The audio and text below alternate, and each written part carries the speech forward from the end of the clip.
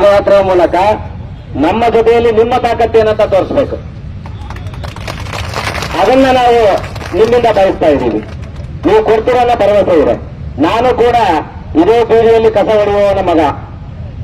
ನಾನು ನಿಮ್ಮ ಜೊತೆಯಲ್ಲೇ ಬಂದು ನಿಂತಿದ್ದೀನಿ, ನಿಮ್ಮ ಜೊತೆಯೇ ಇರ್ತೀನಿ. ಸದಾ ನಮ್ಮ ಸಂಘಟನೆ ಎಲ್ಲ ನಿಮ್ಮ ಜೊತೆಯಲ್ಲೇ ಇರುತ್ತೆ.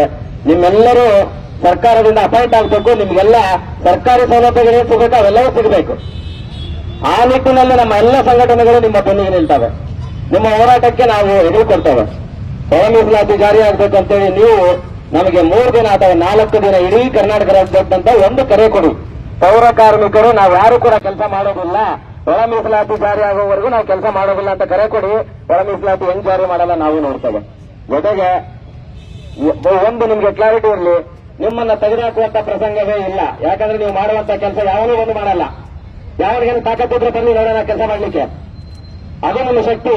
ಇಡೀ ದೇಶವನ್ನ ಗಾಂಧಿಯ ಕೆಲಸವನ್ನ ಸಂಪೂರ್ಣವಾಗಿ ನನಸು ಮಾಡ್ತಿರುವಂತಹ ಪೌರ ಕಾರ್ಮಿಕರು ಅಂದ್ರೆ ನೀವೇ. ಅದು ಅಂತಹ ಒಂದು ಶಕ್ತಿ ಇರುವಂತ ನೀವು ಇಡೀ ಸರ್ಕಾರಕ್ಕೆ ಒಂದು ಸವಾಲು ಹಾಕಿ, ನಮಗೆ ಬೇಕಾಗಿರೋ ಹಕ್ಕುಗಳು ಸಿಗುವವರೆಗೂ ಕೂಡ ನಾವು ಇಲ್ಲಿಂದ ಟೆಂಟ್ ಖಾಲಿ ಮಾಡೋದಿಲ್ಲ ಅಂತೇಳಿ ನಿಮ್ಮ ಪರವಾಗಿ ನಾವು ನಿಲ್ತೇವೆ. ನಾವು ನಿಮ್ಮ ಜೊತೆಯಲ್ಲಿದ್ದೇವೆ. Thank you.